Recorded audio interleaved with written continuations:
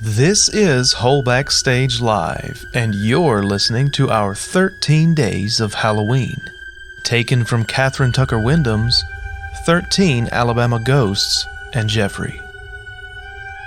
This first compilation of Alabama ghost stories brings you famous ghosts and locations from throughout the mid to late 1800s, shadows of the unrest which plagued the South during the Civil War. You can still visit some of these locations even to this day. Others have long since been reclaimed by the earth and trees and creeping vines. 13 individual readers will share with you these stories of love lost, unbearable tragedy, unsettled ghostly apparitions, and untimely death. Look for a new episode daily until October 31st. A salty sailor makes his presence known after his death, as Thomas Darnell reads, Mobile's pipe-smoking sea captain.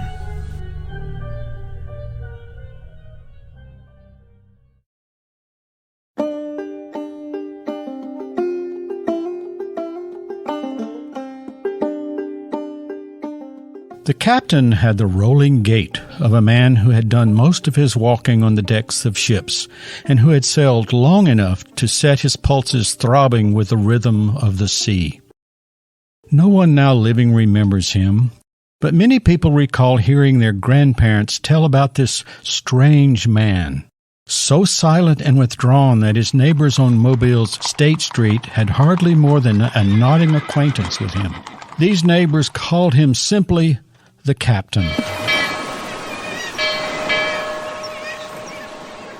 And after a while it seemed as he had no other name. It was rumored that he had left his ship after an angry disagreement with another officer, and the captain had stubbornly refused to apologize for his hasty, bitter words. After he moved into the house on State Street, he was often seen pacing restlessly about his yard. On fair days and foul, he wore his captain's cap set firmly on his graying hair, and as he paced, he blew clouds of smoke from his stubby pipe. So constantly did he smoke his pipe, it seemed almost a physical part of him. Some people said that the captain had seen every great seaport in the world, and that his house was filled with curios collected in faraway places. Few people ever saw these treasures, though, for the captain almost never had guests. For a while after he moved to State Street, seafaring friends in town between voyages used to come to see him, but gradually their visits became more and more infrequent, and they finally ceased entirely. The captain was obviously lonely, but he rejected all gestures of friendships from his neighbors. He could not be congenial with landlubbers who had never known the wonders and majesty of the sea. He yearned for companions who shared his love for ships and whitecaps and churning waters. Sometimes his homesickness for ships and water exerted a pull as strong as the tide itself, and he would spend entire days along the docks watching freighters load and unload their cargoes.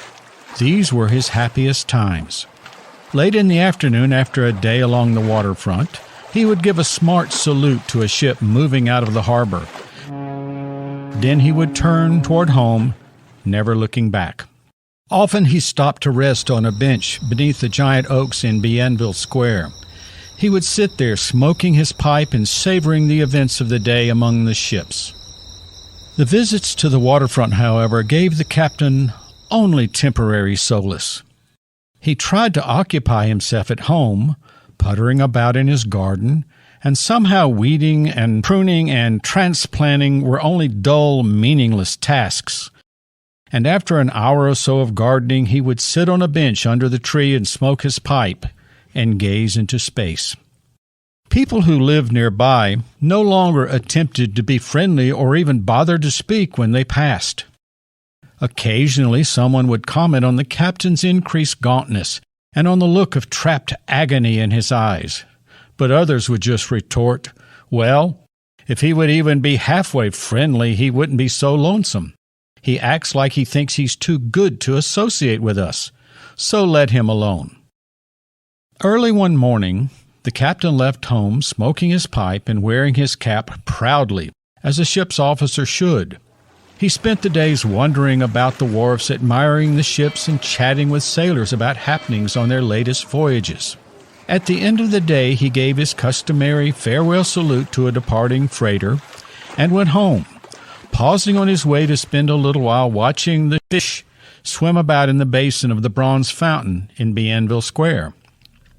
People who met him on his return trip said later that he had a resolute and determined air about him, the look of a man who had made a decision after a long period of wretched uncertainty. The neighbors saw the captain go into his house. In a few minutes they heard the sharp crack of a shot, followed by the sound of someone falling downstairs. When they forced their way into the house, they found his body lying at the foot of the staircase, a pistol clutched in his hand and his captain's cap still on his head. Beside his body lay his pipe, warm from his final smoke. Sometime after the captain's suicide, Charles Smallwood, an Englishman, bought the house on State Street, and at his death, the property went to his son, William Smallwood. It was after the William Smallwood family moved into the house that the visitations of the captain's ghost began. One night, Mr. and Mrs. Smallwood were awakened by a loud noise that sounded as if someone had fallen down the stairs.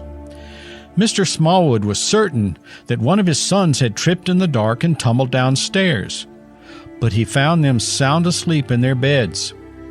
Nobody, nothing, was on the stairs. After they were awakened for several nights by the disturbance, and after they failed to find any explanation for the bumps and thuds, Mr. and Mrs. Smallwood accepted the theory offered by the neighbors that the mysterious noises were caused by the captain's ghost, who was doomed to return and reenact his suicide as punishment for taking his own life. As time passed, the captain's ghost began to supplement his nocturnal noises with daylight strolls around the yard.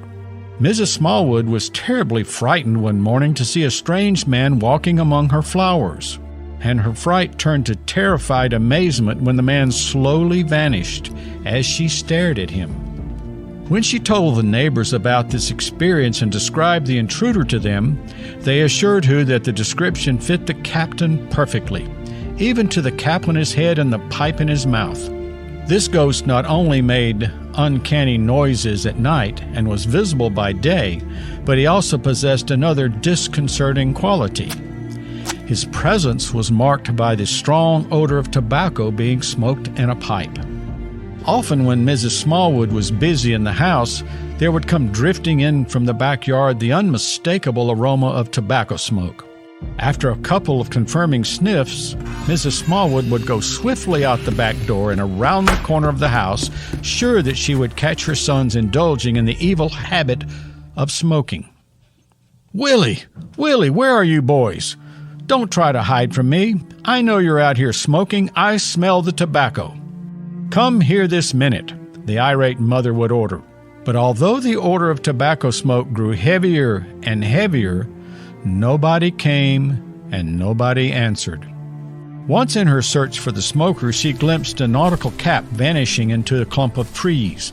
And once, as she was ordering the boys to step forth like men and confess their misdoings, she heard a deep chuckle, followed by a salty oath. The Smallwoods, though upset by these episodes, would likely have continued to live on State Street if the captain had not begun annoying their cook, who was one of the best in Mobile. Mrs. Smallwood knew that her cook was extremely afraid of the spirit world, and she had tried to keep her from learning of the captain's ghostly visits. But one morning the cook came running into Mrs. Smallwood's room, trembling so that she could barely speak. "A man wearing a funny cap had been standing in the kitchen door," she mumbled, "and when I asked him what he wanted, he just went away. He didn't walk off like folks, he just sort of melted away a little at a time." Mrs. Smallwood tried to calm the woman by telling her that she had only imagined seeing the stranger. Her servant, still trembling, reluctantly returned to the kitchen, and there stood the captain again. This time, all of Mrs. Smallwood's persuasive powers could not entice the cook to stay. Her highly prized servant did not stop to listen or even pause long enough to get her hat and coat.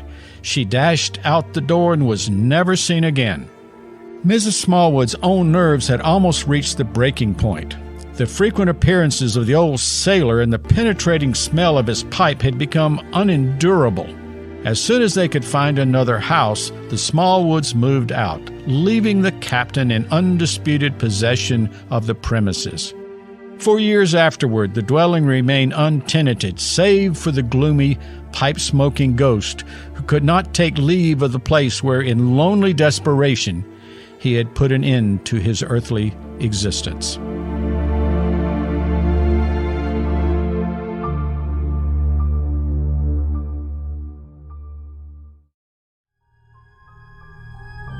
You have been listening to whole Backstage Live and our 13 Days of Halloween. Tune in tomorrow for another Alabama ghost story.